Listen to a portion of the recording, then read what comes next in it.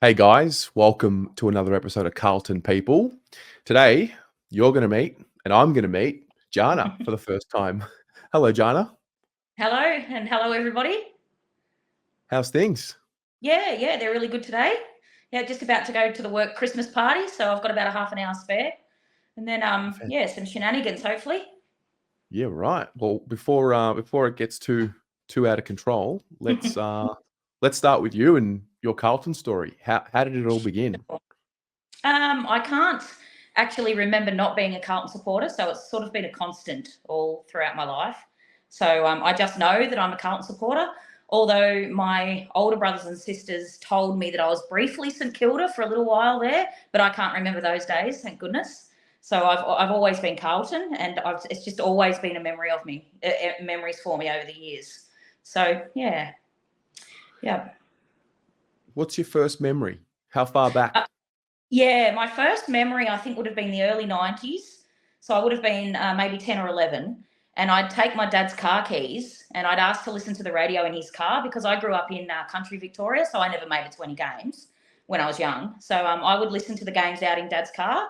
And they were the times I think Kernahan, Silvani, Bradley, Williams, they were all really big players back then. So that was sort of my first memory of football. Yeah. Yeah, right. Wow, that's Mm. that's quite the introduction to the club. Some of those players that you Yes. were watching. Yeah. And it was something that I chose to do on the weekends. Like I was heavily into it, even when I was young. I would Yeah. choose to do that instead of other things with my friends. I'd say no, I'm listening to the football. So yeah, so it's always impacted me a lot, and I've just loved the club for years and years. Yeah. So you're from Albury, right? Yeah, so I grew up in a small town called Echuca, which is about 3.5 hours from Melbourne. We've had some players from Echuca over the years.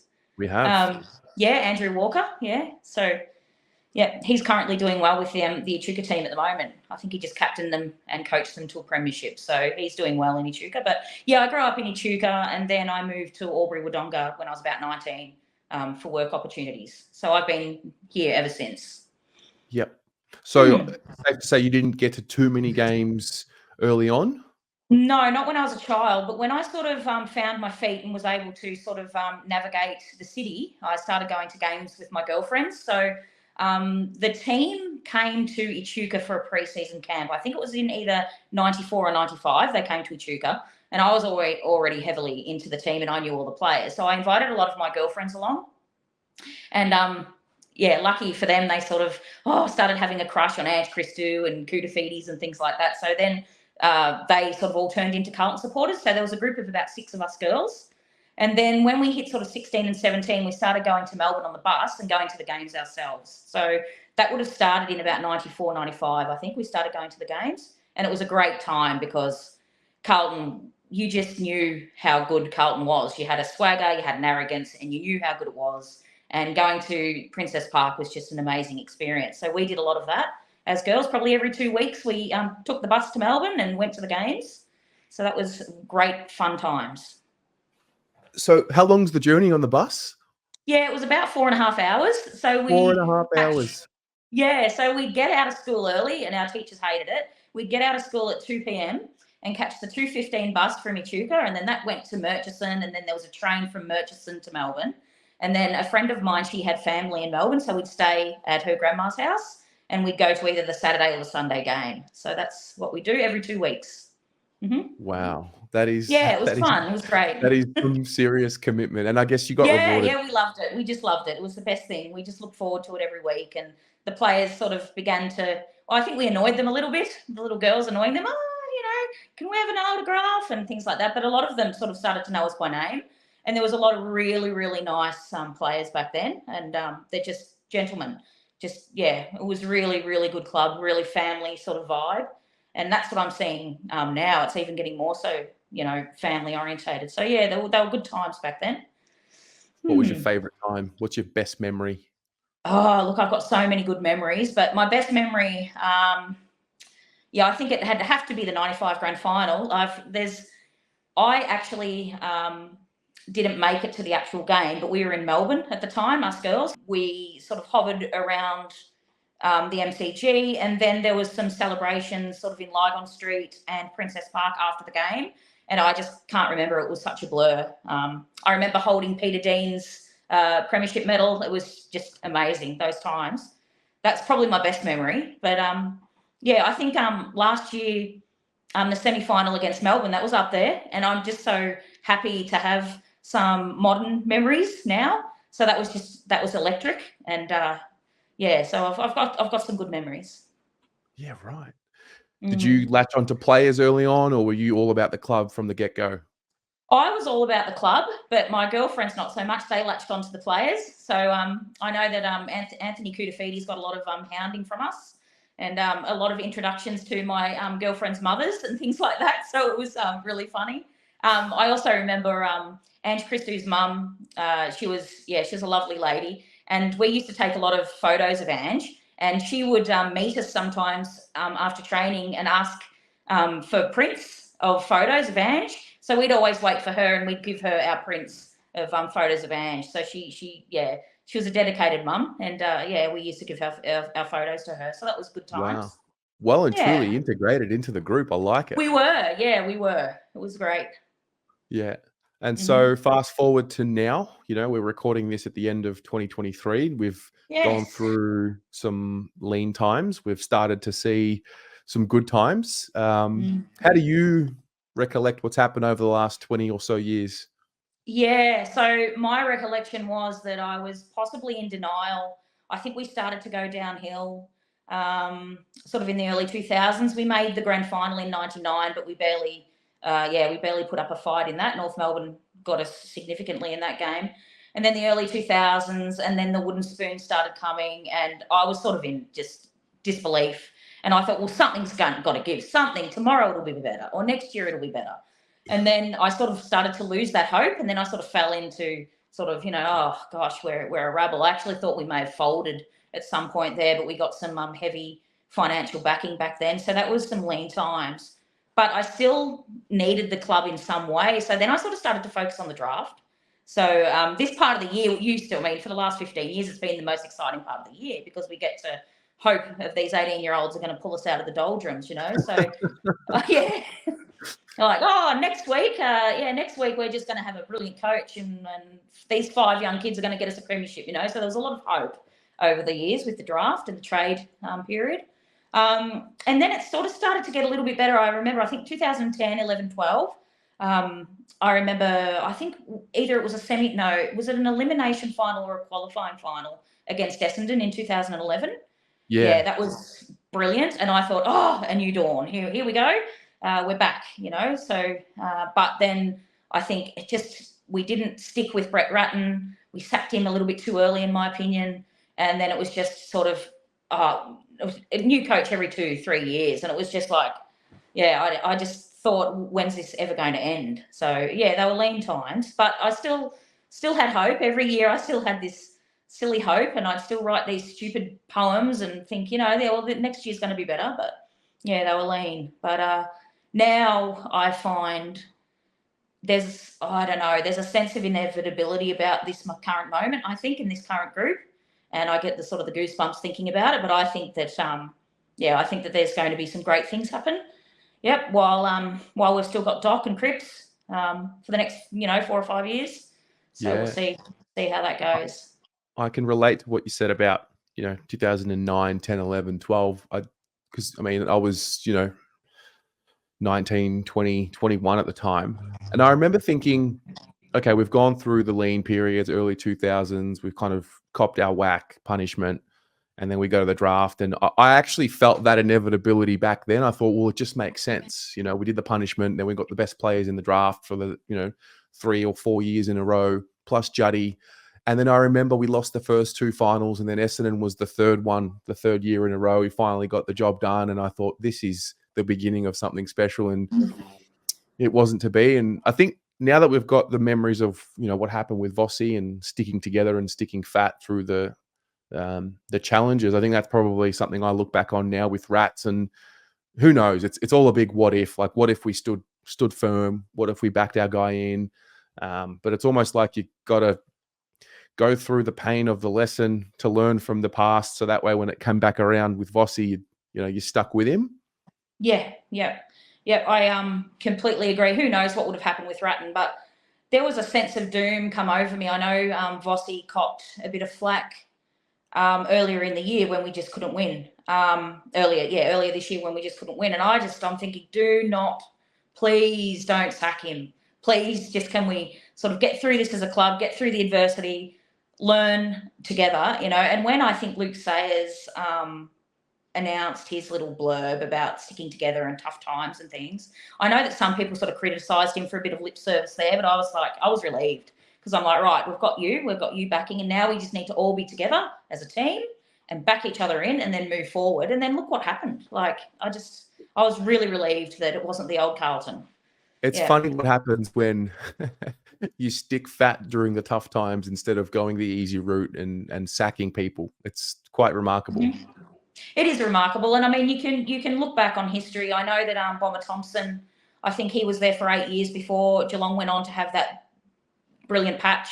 And if I remember correctly, I think he missed the finals the year before they made the grand final, and there was a lot of heat on him. And Hardwick, he was there for a long time too. I mean, history suggests that it's not something that's going to happen overnight, and yet Carlton consistently sacked their coaches after about 2 years. And I was like, oh gosh, you know. But yeah, no, I'm just looking forward to what happens this year. And instead of being excited in November, I just want March to come tomorrow. So I can relate. Yeah. Yeah. I can relate. You know, this series, I love this series. When I started doing it, couldn't get enough of it. And then I think at the end of 2022, I didn't want to talk about football. I couldn't care less. And this series kind of stopped. And then 2023 came around, started again a little bit. Then we went through the rough patch, and then everyone was just so morbid that it was just not a good time to talk. But I find now that we've finally had, you know, some good memories, I've got the juice for it again. I'm really enjoying it. I think the people that I'm speaking to, like, we're a lot more relieved and happier, and therefore we can draw on the good memories a lot easier than what we could last year, which I'm really, really grateful for.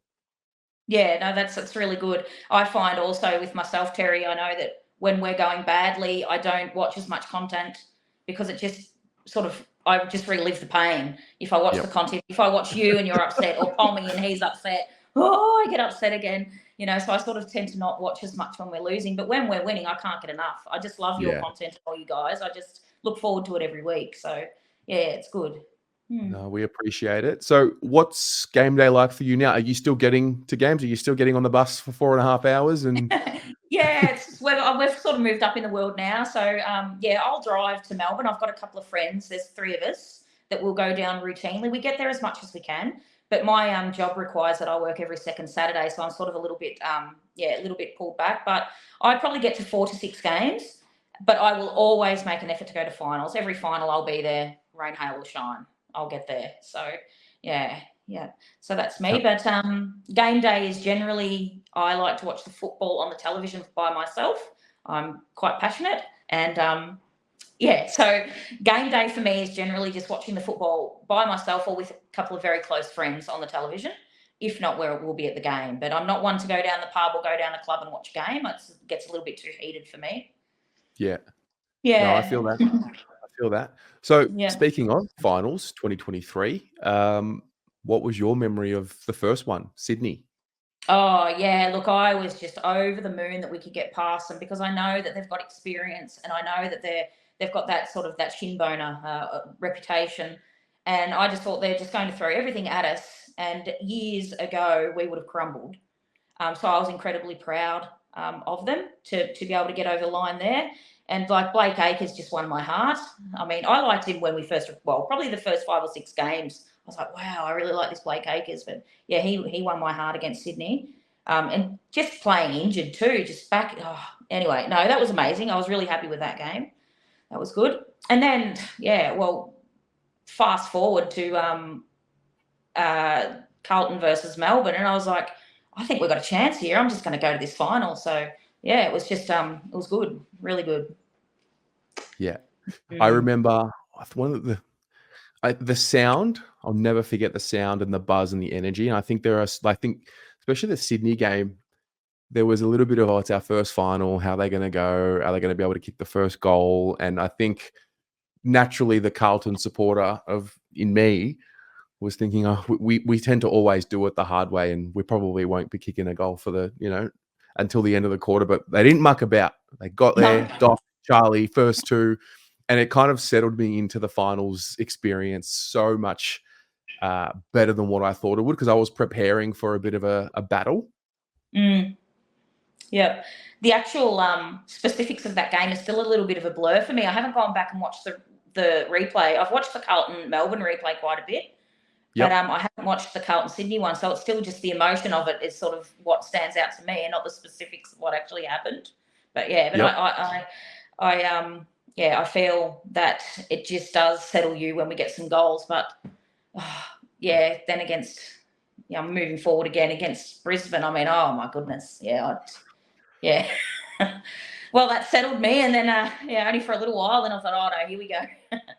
But yeah, no. Almost, it was funny. I got through Sydney, and then we got through Melbourne, and then once we were at quarter time against the Lions in the prelim, I remember thinking, I think we've almost jumped the queue here.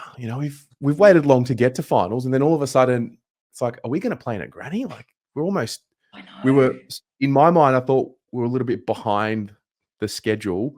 And then within moments or within a quarter in the prelim, I thought we had jumped ahead of where everyone else usually is when they start playing finals. It was remarkable. It was remarkable, and consistently, like from the beginning of the final series, I remember telling people, I think we're going to go quite well, but if we end up playing Brisbane at the Gabba, then we'll lose. So that was always my thought from the beginning. But then my friends were like, Jahna, positive thoughts, and so I didn't go into the Brisbane game with positive thoughts. And even though I think we kicked 4 or 5 unanswered goals in the beginning or something like that, even after that, I was still sort of almost resigned to the fact that we're not going to win it. So I was sort of a little bit flat during that game, if you could sort of understand where I'm coming from there. Totally.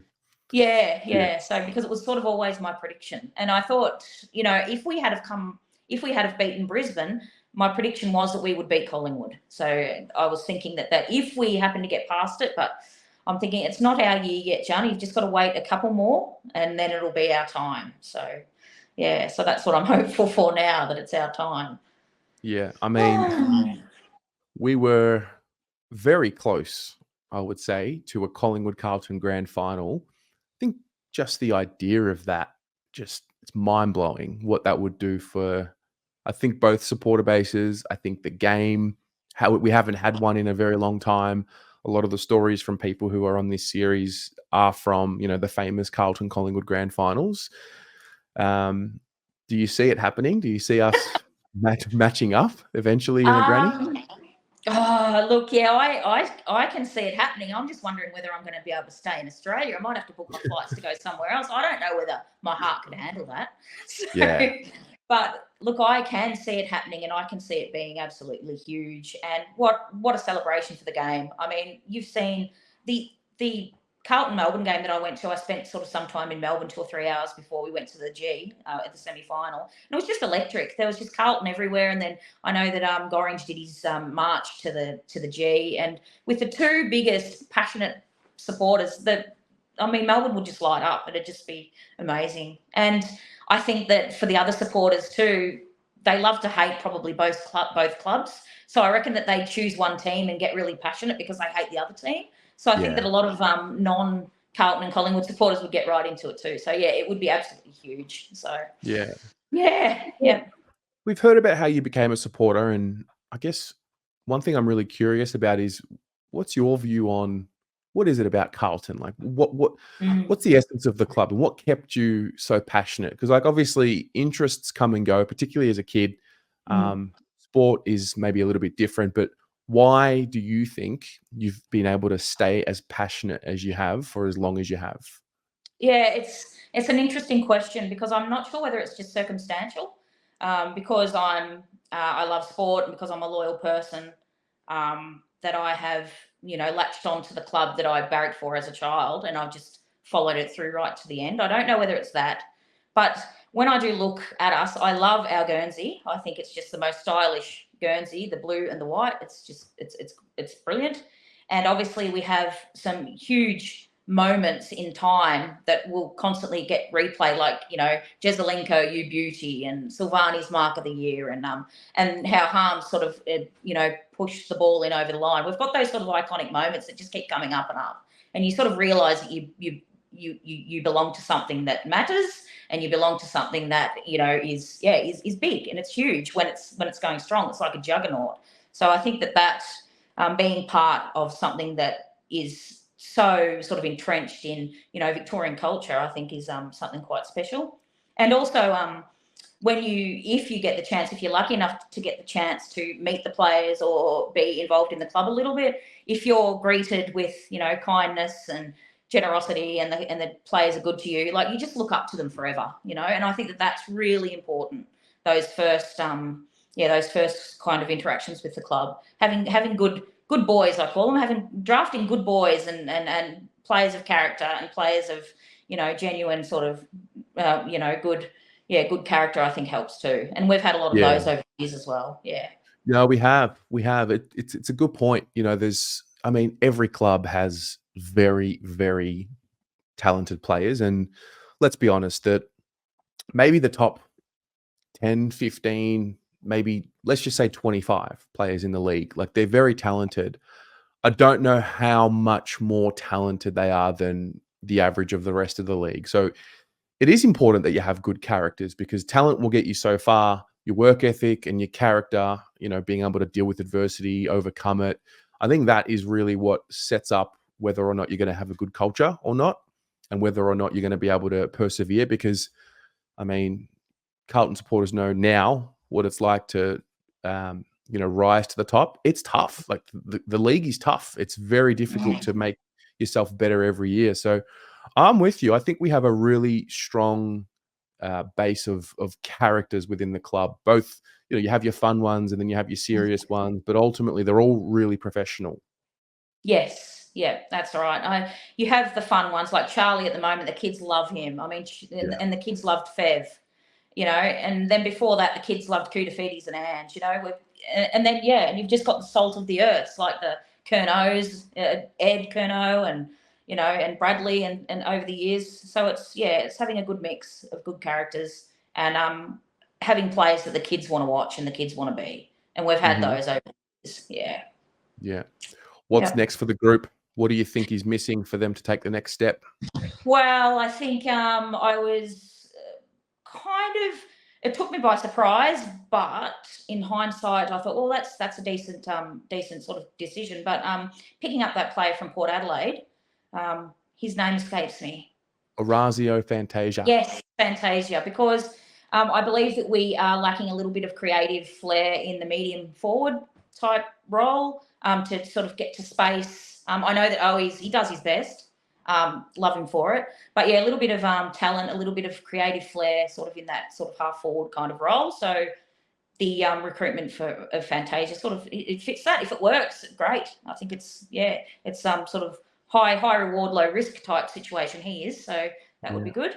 Like it. And also some speed around the contest, a bit of speed in the legs of our midfielders. We've got a lot of contested brutes, and I love them. But yeah, a little bit of speed, a little flair, you know, an accurate left foot, something like that. So yeah, I think that's what we need. Yeah. Final question. Which year will the group lift up the cup, the next cup? Yeah, 2025. 25? Yeah, I think we'll lose the grand final next year. Oh, wow. That's my prediction. I'm quite often wrong, so we'll see how that goes. Yeah. So go through the trials and tribulations of making a granny, and then feel the pain, and then we know that the group's able to overcome pain, and so they'll bounce back and hopefully win a couple in a row. Yep, that's what I hope. I hope to see maybe 25, 26. That'd be nice, and I think we're capable of it. Yeah. That'll be a nice way to send off.